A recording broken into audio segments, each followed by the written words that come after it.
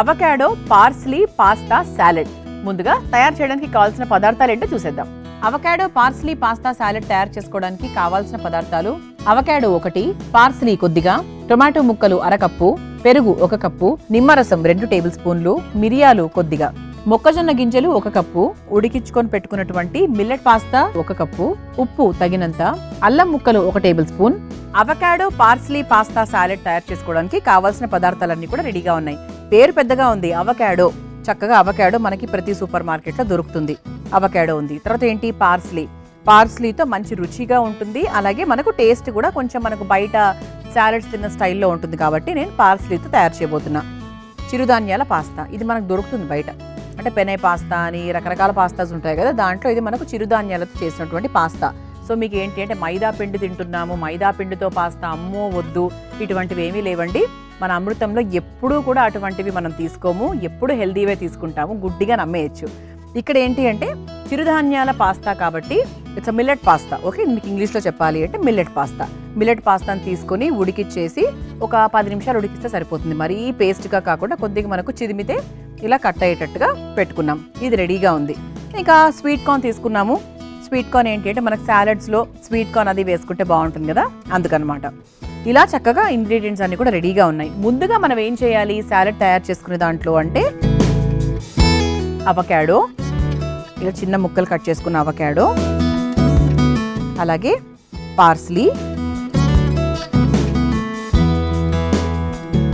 ఆ తర్వాత అల్లం ముక్కలు. ఇది మనకు అవకాడో ఎంత మంచిదంటే అండి, ఇప్పుడు మా అవకాడో పార్స్లీ అవన్నీ వేసాను కదా, సో అవకాడో చాలా మందికి నచ్చదు, కానీ ఆరోగ్యానికి చాలా చాలా మంచిది. అవకాడో అంటే ముఖ్యంగా చర్మంలో ఉన్నటువంటి pimples, dark circles, pigmentation, skin health మీకు బాగా అంటే కాపాడుకోవాలి అనుకుంటే మటుకు అవకాడోని ఎక్కువగా తినడం మొదలు పెట్టేయండి. కొంతమందికి ఏంటి అంటే ఇప్పుడు ఏదైనా కూడా అండి మనం మందులు వాడడం వల్ల, క్రీమ్స్ వాడడం వల్ల అవుటర్ పైన మాత్రమే, సో లోపల ఇంటర్నల్గా మనకు స్కిన్ ఎప్పుడూ హెల్దీగా ఉండాలి. అప్పుడే మనము ఏవి వాడినా కూడా మన స్కిన్ అందంగా ఉంటుంది. అది మాత్రం ఎవ్వరూ మర్చిపోకూడదు.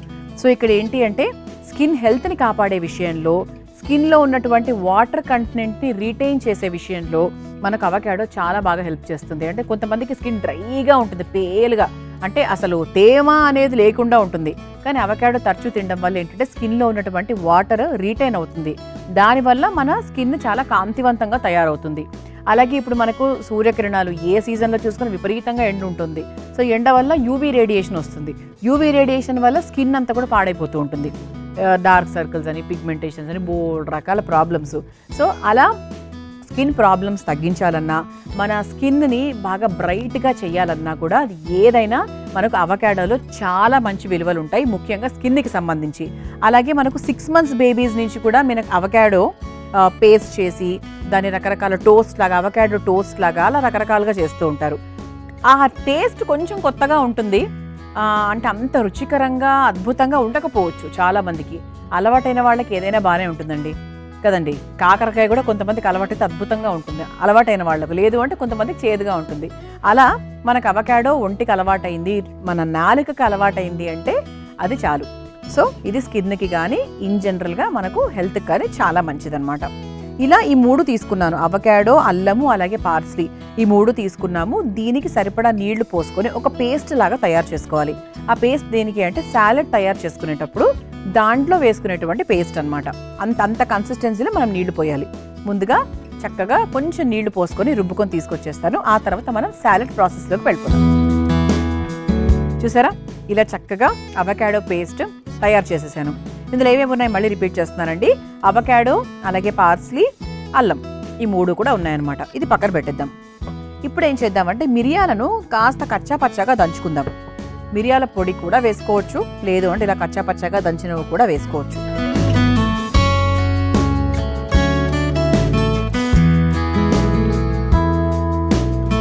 ఇలా దంచేసుకున్నాం కాబట్టి పక్కన పెట్టేసుకుందాం. ప్రస్తుతం ఏం చేద్దామంటే ఇక సాలెడ్ ప్రిపరేషన్ అంటే మీ అందరికీ తెలుసు, స్టవ్ అనేది మనం ఎక్కువగా వాడము, కేవలం మనకు పాస్తా ఉడికించుకోవడానికి మాత్రమే ఉపయోగించాం, అంతే అండి. స్వీట్ కార్న్ని ముందుగానే ఉడికించేసుకున్నాం, అంతే. ఇంకా మిగతావన్నీ కూడా మనం పచ్చిగానే వేస్తున్నాం. సాలెడ్ అంటేనే పచ్చిగా వేయడం. ఇప్పుడు ముందుగా ఏం చేద్దాము, మనము ఉడికించుకొని పెట్టుకున్నటువంటి మిల్లెట్ పాస్తా ఏదైతే ఉందో అది తీసేసుకుందాం. ఆ తర్వాత అందులో కాస్త ఉప్పు వేసుకుందాం. ఆ తర్వాత టొమాటో ముక్కలు కూడా ఇలా మనం పచ్చిగానే వేసేసుకుంటున్నాం. ఆ తర్వాత ఉడకబెట్టుకున్న స్వీట్ కార్న్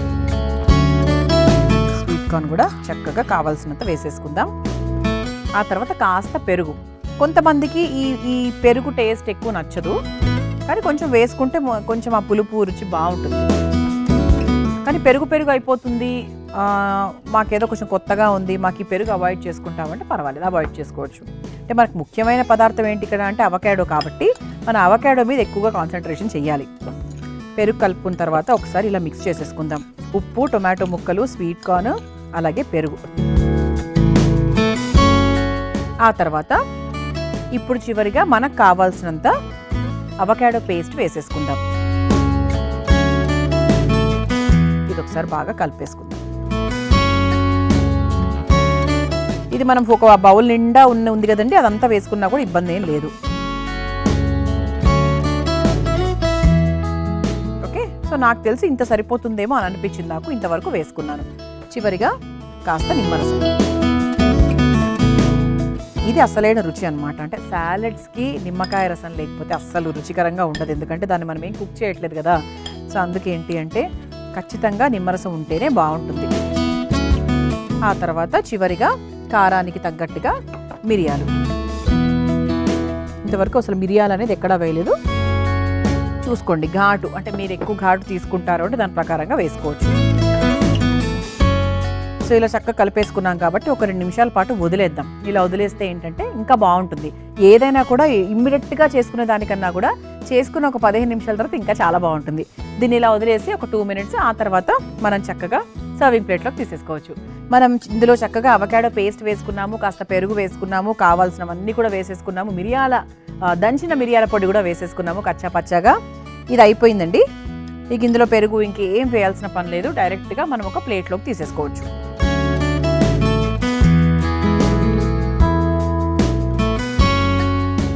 ఇలా చక్కగా మీ ఇంట్లో ఉండే salad bowl or salad plate దేంట్లోకైనా తీసుకోవచ్చు.